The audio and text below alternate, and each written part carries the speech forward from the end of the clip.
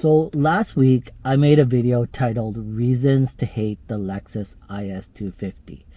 And if you guys caught that video, you might have noticed that I was looking for fault in just about anything. Because what I mentioned in that video, and the reason why I made that video, is because I found the whole situation really funny.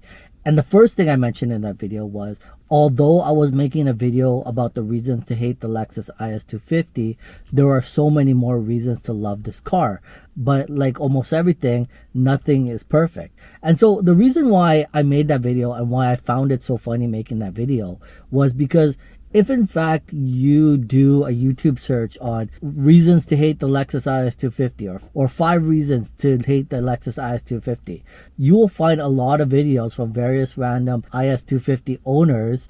And if in fact you own an IS250 and you watch those videos, it seems like everyone is always trying to find the littlest thing to hate about the car, because truly there really isn't much to hate about the car, because we know, of course, Lexus, Toyota, the most reliable vehicle on the road. This is a second gen. This is a 2007. This car is approaching 16 years old. It's got 160 clicks and it still runs great. But so when I made that video, someone actually left a comment in that video, because I was looking for fault anywhere. If you watch that video, I was like, I don't like the trunk. The trunk is too heavy and I have to put power into opening, right? I was just finding things to make content, right? But someone actually left a comment in that video and they mentioned to me about the starter. And when I read his comment, I thought to myself, you know what? You're right. That is a problem that I don't like, because I have run into it. So I'm going to switch cameras here to my phone. And so we're looking at the push start. So if in fact you are thinking of purchasing a Lexus IS250, this is a 2007. And the first year they made the IS250, I think it was 2006. They had the push starts as well very early in the 2000s, long before a lot of cars. I think there's still a lot of cars on the road that don't have the push start going on in their vehicles. But anyways, so to start the vehicle, I'm going to start it up right now. You got to put your foot on the brake and then you just push the start and it's going to start. So you might have noticed it already right there, what I'm going to get at here, that there's no intermediate stage. You know, like when you have a key that you turn, or even in like the Aston Martin, when you put the key and then you got to push it double time, right?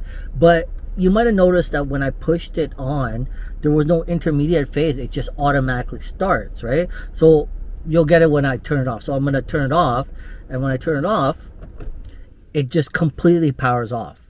And so the reason why that's a little bit annoying, and I ran into this problem even before whoever that was that mentioned that in the comment section in that video the other day, was that because there are times when you just park on the side of the road, right? Like you just want to chill for a second. You don't want to completely power off the car because you want to turn the radio on, right?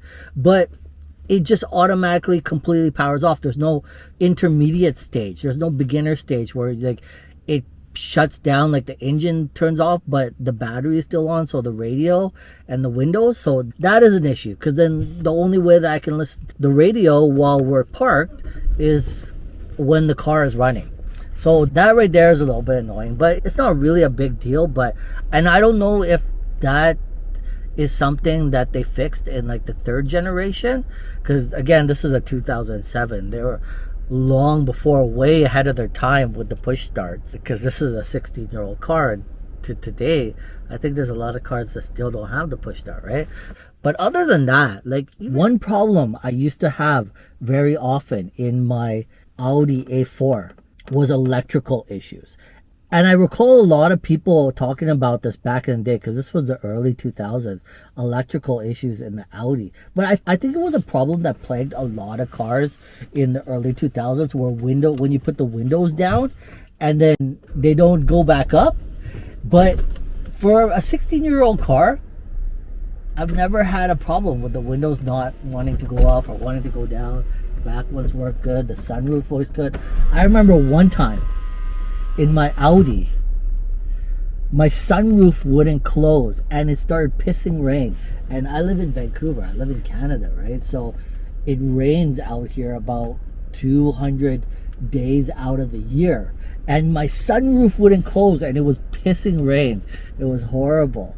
So I had to just park it in the garage, and I couldn't take it out. But yeah, it was horrible. And on random occasions, like, you can't put the windows up. But I've never had that problem in this car.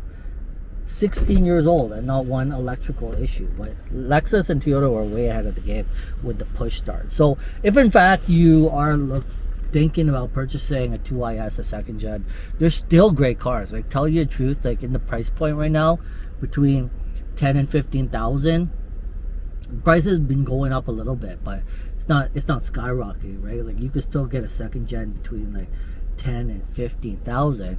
I still think that you are getting a really great deal with buying a second gen IS250 in that price point than a lot of other vehicles in the market. As long as you take care of it, and good maintenance, of course, 91 premium gas, synthetic oil changes, then you shouldn't really have a problem. But yeah, so when it comes to electrical issues, I really don't think there are any electrical issues in this car at all. Anyways, catch you guys in the next one.